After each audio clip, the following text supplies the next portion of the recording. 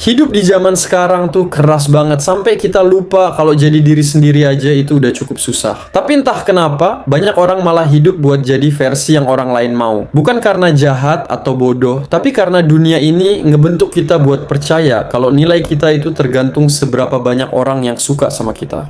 Dan tanpa sadar, pelan-pelan kita kehilangan diri sendiri. Dan kalau saat ini kamu lagi ngerasa capek tapi nggak tahu kenapa, mungkin ini saatnya buat cek. Jangan-jangan selama ini kamu hidup buat orang lain? So, ini tanda-tandanya. Tanda pertama, susah banget buat bilang enggak. Temen minta tolong padahal kamu lagi capek, kamu iyain. Rekan kerja minta gantiin shift pas kamu udah ada rencana. Kamu jawab, ya udah nggak apa-apa. Yang bikin ini jadi masalah bukan karena nolongnya, tapi karena alasan dibaliknya. Kalau kamu nolongin karena emang ikhlas dan nggak ganggu keseimbangan hidupmu, it's okay. Tapi kalau alasan kamu tetap iyain bukan karena ikhlas, tapi karena takut. Takut dianggap egois, takut dikira nggak baik, takut orang tersebut kecewa, atau lebih parah lagi, kamu takut orang berhenti sayang sama kamu. Itu yang jadi masalah. Psikolog Harriet Breaker pernah bilang kalau orang yang nggak bisa bilang tidak itu sebenarnya lagi ketakutan sama penolakan. Mereka lebih milih nyiksa diri sendiri daripada ngerasain ditolak orang lain. Padahal ironisnya, setiap kali kamu bilang iya tapi hati bilang tidak, kamu sebenarnya lagi nolak diri sendiri. Kamu nganggap kebutuhan dan perasaan kamu nggak sepenting orang lain. Dan itu nggak adil buat diri kamu. Tanda kedua, setiap keputusan harus di-approve dulu sama orang lain. Mau resign, kamu tanya semua orang. Mau putus, kamu survei teman-teman. Bahkan hal sekecil ganti style rambut, kamu minta pendapat grup chat dulu. Kamu nggak bisa gerak kalau belum dapat restu dari sekitar. Sebenarnya, minta saran itu wajar. Tapi kalau semua keputusan hidup harus di-ACC orang lain dulu, baru kamu merasa aman, ada yang salah sama hal itu. Karena artinya kamu nggak percaya sama diri sendiri. Kamu nggak percaya kalau kamu bisa tahu mana yang benar buat hidup kamu. Dan ini berbahaya, karena orang lain nggak hidup di sepatu kamu. Mereka kasih saran based on pengalaman dan nilai mereka, bukan situasi kamu. Mereka nggak ngerasain apa yang kamu rasain. Dan kalau kamu terus bergantung ke mereka, lama-lama kamu kehilangan kompas. Kamu nggak tahu lagi mana yang beneran kamu mau, mana yang orang lain mau. Riset dari Journal of Personality and Social Psychology nunjukin kalau orang yang terlalu bergantung pada validasi eksternal itu lebih rentan mengalami kecemasan dan kehilangan arah hidup. Karena hidup mereka dikendaliin dari luar, dari orang lain bukan diri sendiri.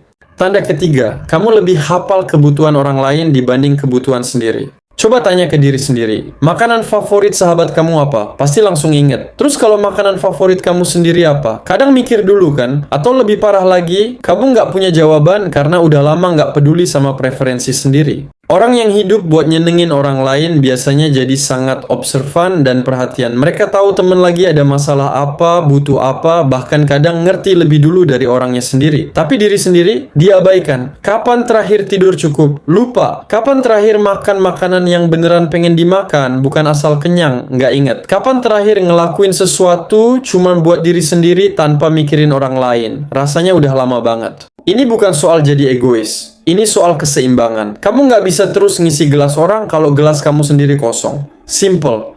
Tanda keempat, harga diri naik turun tergantung respon orang lain. Kalau ada yang puji, kamu bisa seneng banget seharian. Tapi begitu ada yang komentar negatif, meski cuma 1 dari 10 orang, mood kamu langsung hancur. Ini terjadi karena nilai diri kamu tergantung sama respon orang lain. Kamu kayak kapal tanpa jangkar, bergerak sesuai arus pujian, kritik, atau ekspektasi orang lain. Orang yang hidup buat nyenengin orang lain biasanya punya identitas yang rapuh. Hari ini merasa berharga karena dipuji. Besok merasa sampah karena dikritik. Mereka nggak punya fondasi internal yang kuat. Jadi self-worth-nya gampang goyah. Identitas mereka tergantung banget sama gimana orang lain ngelihat diri mereka.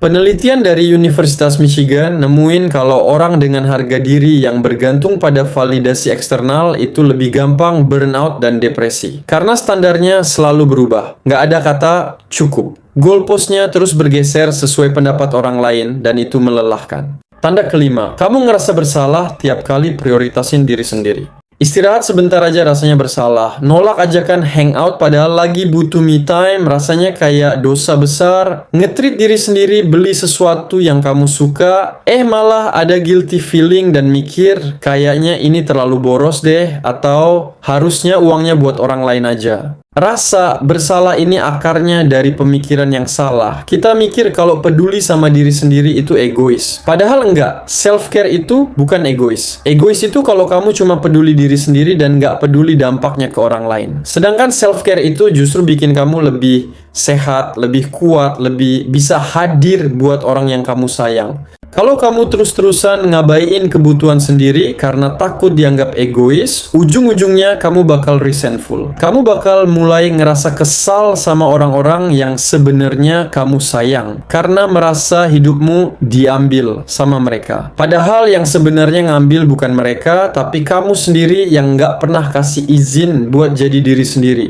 So, dari kelima tanda tersebut, kenapa ini jadi penting untuk kita ketahui? Pertama, karena hidup itu bukan tentang jadi versi yang sempurna di mata semua orang. Hidup itu tentang jadi versi diri sendiri yang lebih baik, dan versi itu nggak bisa kamu temuin kalau kamu terus-terusan ngejar persetujuan orang lain. Bukan berarti kamu harus jadi orang yang nggak peduli atau antisosial. Tapi ada bedanya antara peduli dengan kehilangan diri sendiri. Ada bedanya antara baik hati dengan jadi people pleaser. Dan perbedaan itu dimulai dari satu keputusan sederhana, yaitu mulai dengerin diri sendiri, hargai kebutuhanmu, dan pahami kalau kamu nggak harus sempurna buat dicintai. Karena pada akhirnya, orang-orang yang beneran sayang sama kamu, mereka nggak butuh versi palsu yang sempurna. Mereka butuh kamu yang apa adanya. Dan itu dimulai dari kamu yang berani jadi diri sendiri.